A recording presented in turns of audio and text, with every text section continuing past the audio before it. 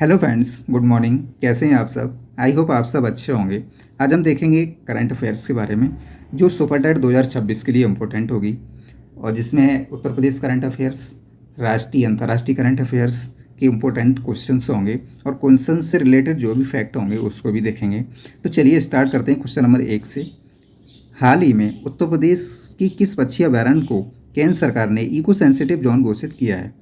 हाल ही में उत्तर प्रदेश के किस अभयारण्य को इको सेंसिटिव जोन घोषित किया है केंद्र सरकार द्वारा? उसका राइट आंसर है पार्वती अर्गा पक्षी अभयारण्य। ये गोंडा में स्थित है। कहाँ स्थित है? पार्वती अर्गा पक्षी अभयारण्य उत्तर प्रदेश के गोंडा में स्थित है। इसे केंद्र सरकार ने इको सेंसिटिव जोन घोषित किया है। अब इससे रिलेटेड फैक्ट भी देख लेंगे। भारत में कुल रामसर साइटों की संख्या कितनी हो गई है?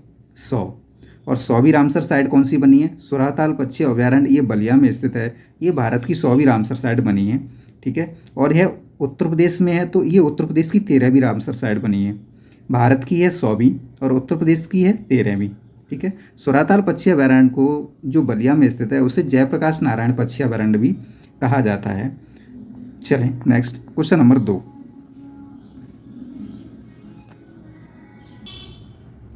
Question number 2। हाल ही में राम कुमार मुखोपाध्याय को 35वां सरस्वती सम्मान 2025 उनके किस उपन्यास के लिए दिया गया है? हाल ही में रामकुमार मुखोपाध्याय को 35वां सरस्वती सम्मान उसके किस उपन्यास के लिए दिया गया है? तो इसका आंसर है हरा पार्वती कथा। ये उनका उपन्यास था जिसके लिए 35वां सरस्वती सम्मान 2025 दिया गया है। किसे दिया गया है? रामकुमार मुखोपाध्याय को। कौन सा नंबर का है? 35वां। और उसका उपन्यास कौन सा है? हरा पार्वती कथा। नेक्स्ट इसके बारे में देखेंगे। इस सम्मान की स्थापना के बिड़ला फाउंडेशन द्वारा 1991 में की गई थी। ये सरस्वती सम्मान की स्थापना थी वो 1991 में के बिड़ला फाउंडेशन के द्वारा की गई थी। 34वां व्यास सम्मान हिंदी लेखिका सूर्यबाला को दिया गया था। 35वां दिया गया था रामकुमार मुखोपाध्याय को और 34वां व्यास सम्मान 35वां सरस्वती सम्मान दिया गया है रामकुमार मुखोपाध्याय को और 34वां व्यास सम्मान, ये इम्पोर्टेंट है, 34वां व्यास सम्मान हिंदी लेखिका सूरबाला को दिया गया है। Next question number 3।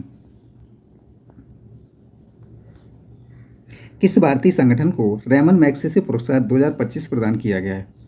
किस भारतीय संगठन को रेमन मैग्सेसे पुरस्कार 2025 प्रदान किया गया है? इसका राइट आंसर है एजुकेट गर्ल्स। इसे 2025 का रेमन मैग्सेसे पुरस्कार दिया गया है। किसे दिया गया है? एजुकेट गर्ल्स को। अच्छा, इसके बारे में देखते हैं। भारत में प्रथम पुरस्कार किसे दिया गया था? मदर टेरेसा को 1962 में। भारत में प्रथम पुरस्कार रेमन मैग्सेसे प्रथम पुरस्कार मदर टेरेसा को दिया गया था 1962 में। और सोनम वांगचुक को दिया गया था 2018 में। रवीश कुमार को दिया गया था 2019 में। ठीक है, ये इम्पोर्टेंट है। पहला और लास्ट दिया गया था 2019 में रवीश कुमार को और 2025 में दिया गया है एजुकेट गर्ल्स को। Next question number 4। भारत का पहला वन विश्वविद्यालय कहाँ स्थापित किया जाएगा? भारत का पहला वन विश्वविद्यालय कहाँ स्थापित किया जाएगा? तो इसका राइट आंसर है उत्तर प्रदेश, गोरखपुर में। उत्तर प्रदेश के गोरखपुर में भारत का पहला वन विश्वविद्यालय स्थापित किया जाएगा। अच्छा, इससे रिलेटेड देखते हैं। पहला खेल विश्वविद्यालय उत्तर प्रदेश के मेरठ में स्थापित किया जाएगा। पहला खेल विश्वविद्यालय मेरठ में स्थापित किया जाएगा जिसे मेजर ध्यानचंद के नाम से विख्यात है। चले next question number 5। Uttar Pradesh के किस शहर को सोलर सिटी के रूप में विकसित किया जा रहा है?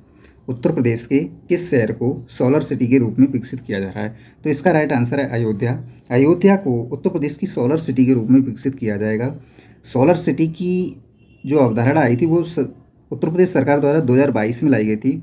2022 में उत्तर प्रदेश सौर ऊर्जा नीति को अपनाई गई थी।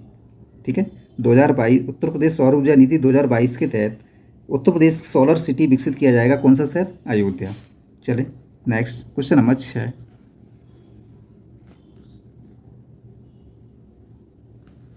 2026 में शीतकालीन ओलंपिक खेलों का आयोजन कहाँ किया जाएगा? 2026 में शीतकालीन ओलंपिक खेलों का आयोजन कहाँ किया जाएगा? इसका राइट आंसर है इटली। और इटली के कहाँ पर किया जाएगा? मिलान कार्टिना शहर में। इटली के मिलान कार्टिना शहर में शीतकालीन ओलंपिक 2026 का आयोजन किया जाएगा।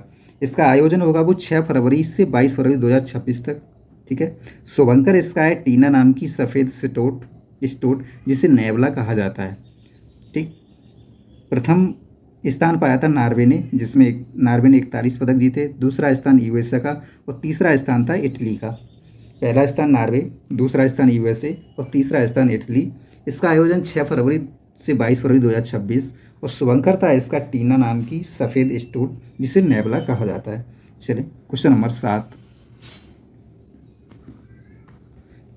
हाल ही में किसे जनगणना 2027 के लिए ब्रांड एम्बेसडर नियुक्त किया गया है? ये क्वेश्चन अच्छा है, इससे कोई ना कोई एक ना एक क्वेश्चन आ जाएगा। इसके बहुत सारे फैक्ट हैं तो देखेंगे। हाल ही में किसे जनगणना 2027 के लिए ब्रांड एम्बेसडर नियुक्त किया गया है? इसका राइट आंसर है सुदर्शन पटनायक। सुदर्शन पटनायक को जनगणना 2027 के लिए ब्रांड एम्बेसडर नियुक्त किया गया है। अच्छा, इसके बारे में देखेंगे। यह भारत की 16वीं और स्वतंत्र भारत की 8वीं जनगणना है। भारत जब से स्वतंत्र हुआ तब से ये 8वीं जनगणना है और भारत अंग्रेजों के अधीन था तब से ये 16वीं जनगणना है। ठीक है। पहली जनगणना 1872 में लॉर्ड मेयो के समय से और नियमित 1872 में स्टार्ट हुई थी लॉर्ड मेयो के समय और नियमित हुई थी वो 1881 से लॉर्ड रिपन के समय में हुई थी। नेक्स्ट 2027 की जो जनगणना है उसके जनगणना आयुक्त हैं मृत्युंजय कुमार नारायण। ठीक है, ये इम्पोर्टेंट है। जनगणना आयुक्त कौन है? मृत्युंजय कुमार नारायण।